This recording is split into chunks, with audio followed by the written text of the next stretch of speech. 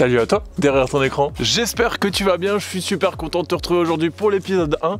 Aujourd'hui, épisode un peu spécial qui va comporter deux parties. Dans la première, on va déshabiller complètement l'intérieur du van, donc les parois, le mur, etc. Et dans la deuxième partie, on va réparer une fuite.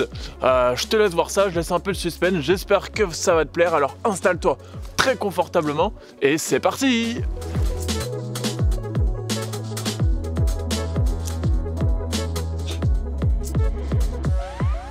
Quand j'ai récupéré le fourgon au garage, tous les murs étaient recouverts de 5 mm de contreplaqué.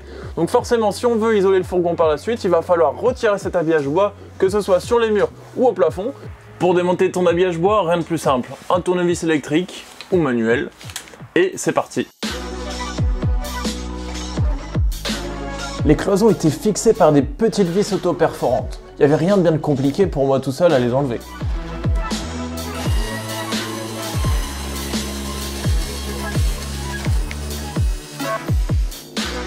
Pour le plafond, par contre, je pense qu'il aurait fallu être deux. Ça, c'est moi qui suis en train de découvrir que j'ai cassé la lampe. Des fois, il y a certains clics qui viennent pas avec le tournevis, donc bon, faut pas réfléchir, faut prendre la pince. Hop.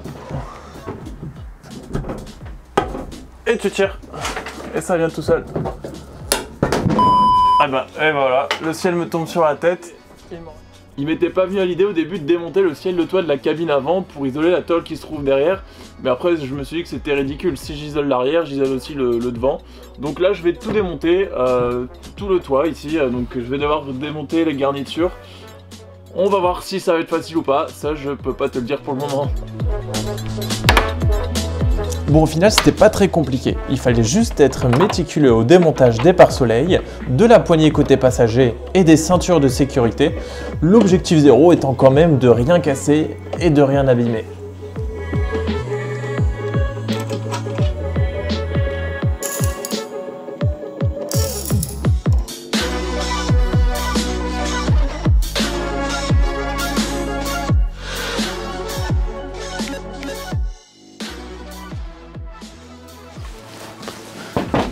Voilà, le fourgon est complètement déshabillé. Est-ce qu'on appelle ça du bon travail? Eh ben moi je dis oui. Je dis oui, on se croirait presque dans une navette spatiale. Donc bon, ça fait un peu peur, je vais tout démonter. Est-ce que je vais savoir à tout remonter? En tout cas, je suis très content. C'est la fin de cette première partie du déshabillage du van. Maintenant, reste avec moi pour réparer une fuite. A few moments later. La semaine dernière, en démontant l'intérieur en bois, j'ai découvert qu'il y avait une fuite à l'intérieur du fourgon.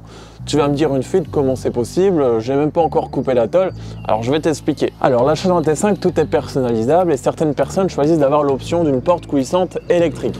Pour faire fonctionner ce mécanisme, ça nécessite un moteur et c'est cet emplacement de moteur qui est sur tous les T5, que tu aies l'option ou que tu l'aies pas. Et c'est ce qui pose problème parce que Volkswagen a mal géré son coup. Quand t'as pas le moteur, il a mis un cache avec un joint en mousse qui est très fin. Et c'est ça qui provoque des infiltrations d'eau lorsqu'il pleut à l'extérieur. C'est ici que se trouve la fuite. En enlevant la paroi, j'ai vu l'emplacement du moteur avec l'obturateur. Il y a quelques coulures en dessous, donc on va protéger tout ça. Ce problème se résout assez facilement, alors je vais te montrer comment faire. La fuite se trouve juste derrière ce cache de protection du rail de la porte. Donc il va falloir retirer cette pièce pour ensuite réparer la fuite. Alors il faudra commencer par retirer le bloc optique du côté droit avec un tournevis. Sur le... Une fois que c'est fait, on démonte une première vis de maintien de ce cache et la deuxième qui se trouve juste derrière la porte, juste ici. Maintenant que ces deux vis sont retirées, il faut juste déclipser cette protection.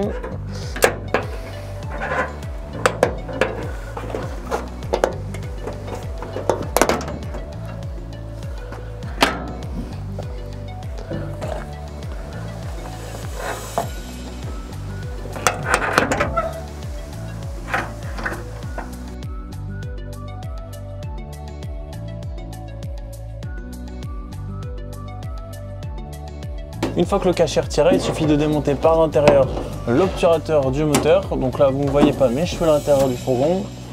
Hop. On vient ensuite appliquer sur les bords de la peinture anti-rouille pour contrer les effets du temps.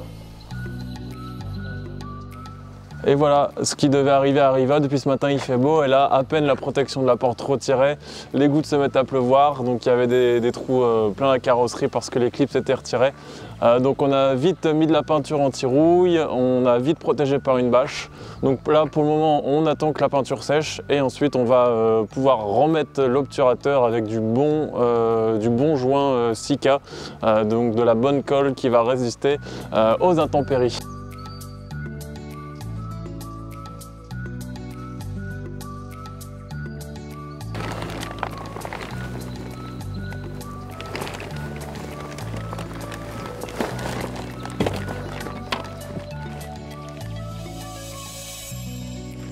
Une fois l'obturateur placé, on va venir le jointer toujours avec le même Sika par l'intérieur et par l'extérieur.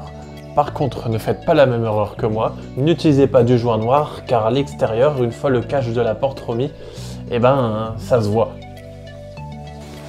Et voilà, l'épisode 1 se termine, j'espère qu'il t'a plu. Je t'invite surtout à t'abonner, à me laisser des commentaires, à liker la vidéo, à aller me suivre sur la page Instagram pour ne rien rater des aménagements en direct. Si tu ne l'as pas déjà fait, tu peux aller voir l'épisode 0 où je te présente l'intérieur du van. En tout cas, je suis super content de te montrer cet aménagement. J'espère que tu vas me suivre jusqu'au bout de l'aventure. Allez, je te dis à bientôt, salut!